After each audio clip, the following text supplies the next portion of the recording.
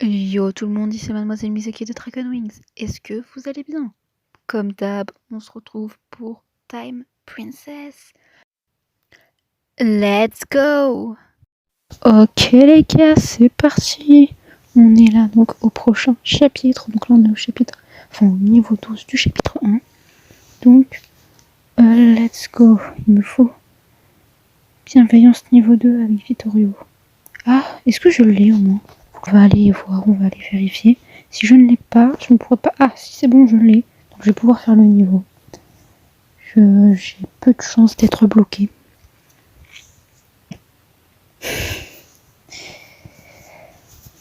Ok, let's go.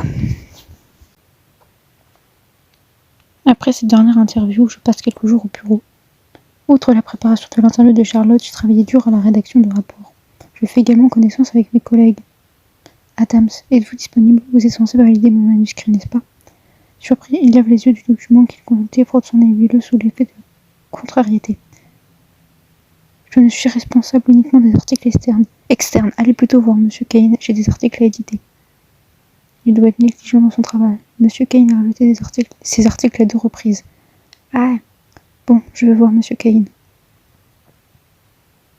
J'espère qu'on va pas digérer une deuxième fois. J'ai terminé l'article sur la Sky Tower, Monsieur Kane. Pourriez-vous le valider? Allez hop. Je stresse là. Vous avez abordé votre article sur le bâtiment à travers un intéressant débat entre 2 parties sans tomber dans le sensationnel ni dans le grandiloquent. Pas mal. C'est un excellent article de magazine. Le directeur du Sun News n'a jamais été satisfait de mon style d'écriture. Parce que c'était un connard. Parce que mon style d'écriture n'est pas branché. Je ne m'attendais pas à ce que M. Kane réagisse aussi favorablement à mon style d'écriture. Une fois que vous aurez fait les modifications, je le relirai et nous pourrons le publier. Oui, M. Kane. Tout de suite.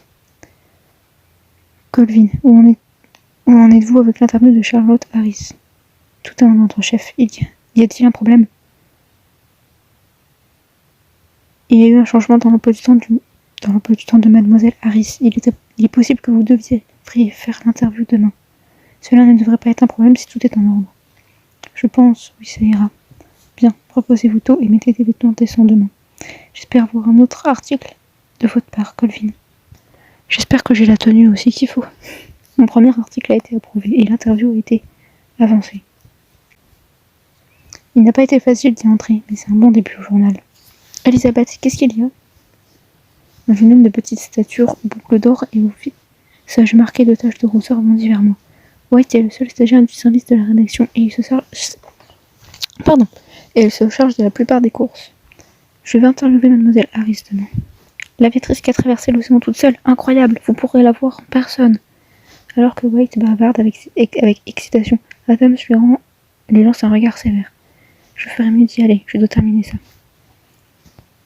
Je vais rentrer tôt pour me reposer et préparer l'interview de demain. Allez, let's go. Je me lève tôt pour préparer l'interview d'aujourd'hui. Je devrais mettre quelque chose de présentable. Oui, c'est mieux. Ok, élégant, formel. Là, hop. Des boucles de cotone. Pouf. Alors on a quoi? On a ça. Oh, c'est joli pour l'instant. On a ça. Que je viens d'enlever, c'est très con. Ah, j'ai pas la tenue entière. Il me manque des éléments. Ces éléments, ça c'est pas bien. J'espère qu'on va quand même pouvoir faire quelque chose de potable avec ça. Mais non, je veux pas l'enlever, je veux le laisser. Lui aussi, je vais le laisser. Lui aussi. Bon, on va dire que c'est présentable, écoutez. Hein? On peut faire mieux, mais on va dire que c'est bien. Allez, hop.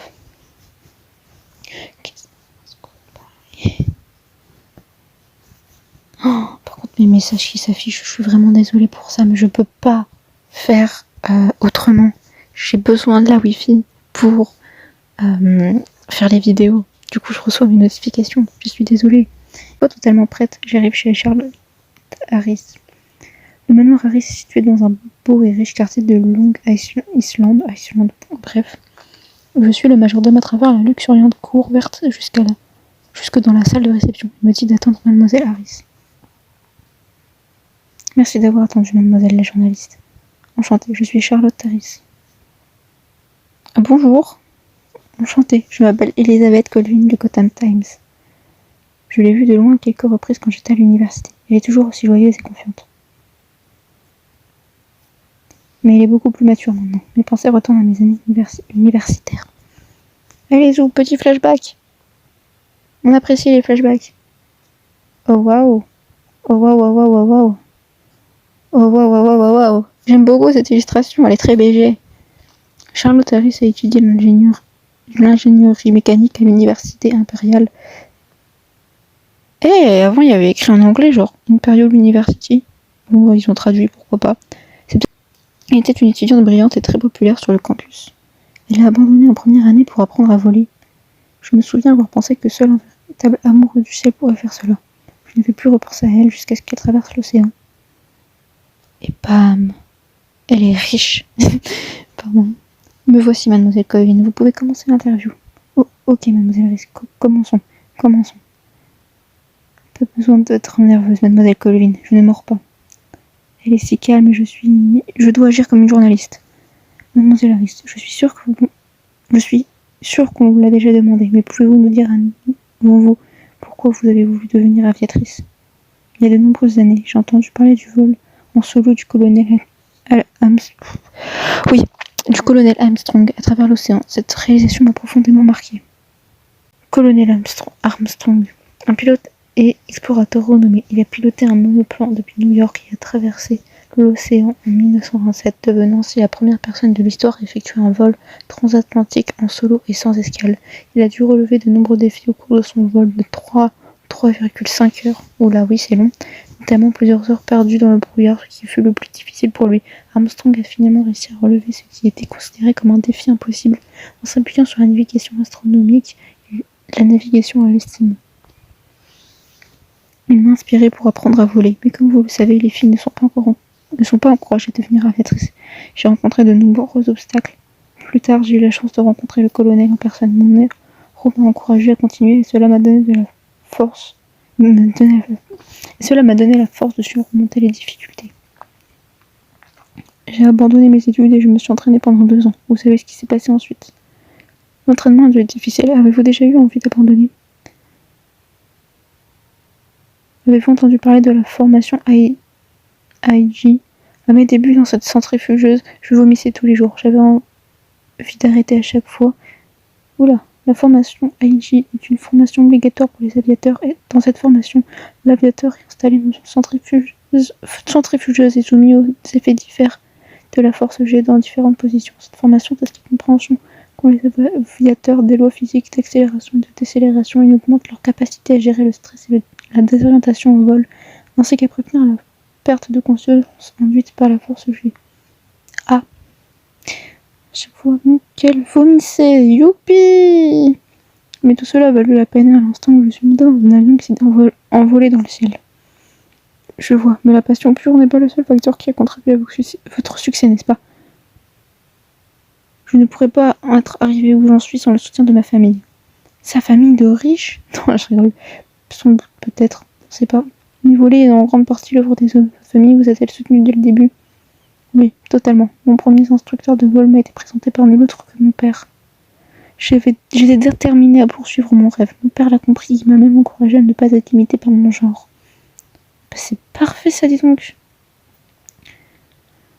Si je ne me trompe pas, son père est le très respecté conseiller Stephen Harris.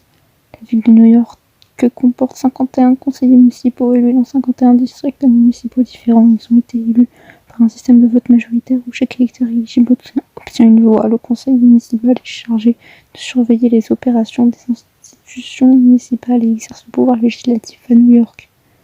Ok. Merci mademoiselle Harris. Pour conclure, avez-vous quelque chose à dire aux femmes du monde? Les femmes luttent depuis toujours pour l'égalité. Nous avons enfin le droit de vote, mais ce n'est que le début. Nous devons continuer à travailler ensemble, laisser la société entendre nos voix et réaliser qu'il n'y a rien que les hommes ne puissent... mange tes morts.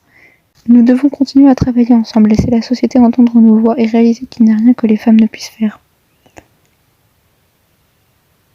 Il est rare qu'une personne soit aussi consciente de l'inégalité des sexes à notre époque. Bien dit mademoiselle Harris, je ne pourrais pas être plus d'accord. Oh, c'est la première fois que je vois une journaliste s'exprimer une opinion lors d'une interview. Eh bien, c'était la dernière question. Merci pour l'interview. Je voulais vous interviewer depuis l'université impériale. Aujourd'hui, j'ai enfin réalisé ce souhait. Vous êtes aussi de l'université impériale? Eh bah ouais! Oui, j'étais 2 classes en dessous de vous, en journalisme. Voici votre café. Plum Mountain, mademoiselle Harris. Ok, le majordome débarque comme ça, on sait pas pourquoi. Voulez-vous une tasse, mademoiselle Colline? L'interview est terminée, mais je ne peux pas refuser une représentation de Charlotte Harris. Bah bien sûr, ouais. Et puis comme ça, vous allez devenir potes. Savez-vous que l'université impériale fête bientôt son 150e anniversaire? J'espère vous voir au bal des anciens élèves. L'anniversaire? J'ai complètement oublié. Mais une personne comme moi ne recevra probablement pas d'invitation de toute façon. En outre, je n'ai pas d'argent pour acheter une robe appropriée. Pour être honnête, je n'ai pas l'intention d'assister au bal. Dommage, j'avais l'intention de vous y présenter quelqu'un. Si vous êtes intéressé par l'idée d'interviewer d'autres femmes, elle serait une candidate appropriée. Une candidate appropriée? Puis-je savoir qui c'est? Pour l'instant, je ne peux que vous dire. Ça deviendra le fléau de la mafia et de tous les fonctionnaires corrompus de la ville de New York. Ah oui, la mafia est montée au pouvoir pendant cette période. Lorsqu'il s'agit de corruption et de crimes organisés, le premier endroit auquel je pense est Chicago. Chicago se trouve à l'extrémité sud du lac Michigan, c'est la 3e plus grande ville des États-Unis, centre international de la finance. Pendant la prohibition, l'activité criminelle était endémique à Chicago. Néanmoins, de nombreux Afro-Américains du Sud se sont installés dans le quartier sud de Chicago, ce qui a entraîné un essor démographique. Ok, on apprend des trucs avec ce jeu, on apprend des trucs. Les fonctionnaires de Chicago ont travaillé avec la mafia pour truquer les élections. C'est également là que la massacre de la Saint-Valentin. Qu'est-ce que c'est que ce truc? Pendant la prohibition, une lutte féroce a éclaté entre 2 gangs de Chicago. Massacre de la Saint-Valentin. Pendant la prohibition, une lutte féroce a éclaté entre 2 gangs de Chicago pour ce qui semblait être des disputes territoriales sur les profits de la contrebande. Al Capone a fait déguiser ses membres en policiers, obligeant 7 des membres du gang irlandais des Moran à s'aligner contre un mur de garage avant de les abattre. Ah oui. Bon, voilà. La mafia est fonctionnaire corrompue, hein. J'espère que New York ne deviendra pas comme Chicago. La mafia de Chicago est si puissante qu'elle peut réellement influencer le gouvernement. Si la mafia peut être combattue, la corruption gouvernementale finira elle aussi par disparaître. Je pense qu'il est plus important de faire les deux. Enfin, je sais pas. Si tu élimines la mafia, il n'y a plus de corruption, et bien non, mais vous avez raison. Ces voyous sont prêts à tout pour forcer les gouvernements à faire les choses à leur manière. S'ils ne peuvent pas régler les choses avec de l'argent, ils auront recours à la force. Sous cette assaut incessant, les choses vont forcément passer entre les mailles du filet, quelle que soit la fermeté du gouvernement. Je vois que vous y avez aussi pensé. Grâce à votre perspicacité, vous ne devriez avoir aucun problème pour obtenir une interview avec elle. Vous ai-je convaincu d'assister au bal? Oui, allez, let's go. Si l'incitation vous inquiète, ne vous inquiétez pas. Si l'invitation vous inquiète, ne vous en inquiétez pas, je ferai en sorte qu'on vous en envoie une. Je suis assez curieuse de l'identité de cette personne. Je devrais y aller.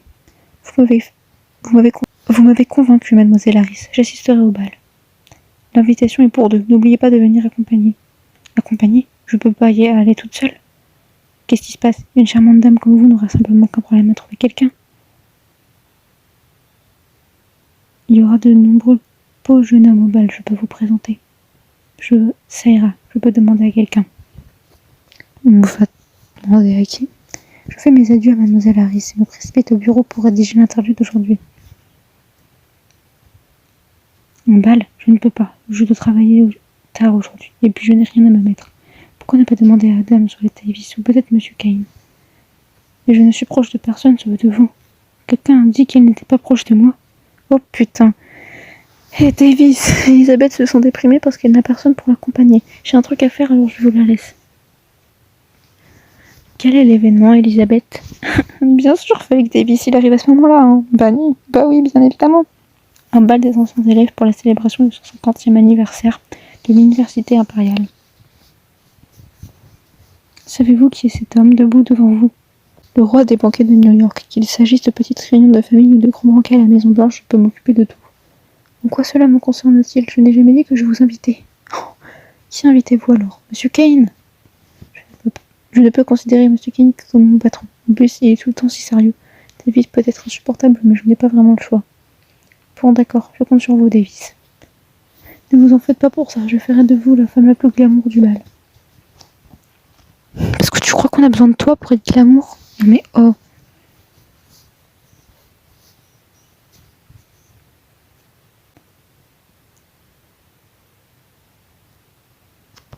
Eh bien, comme d'habitude, c'est sur cet écran que je vous dis à plus.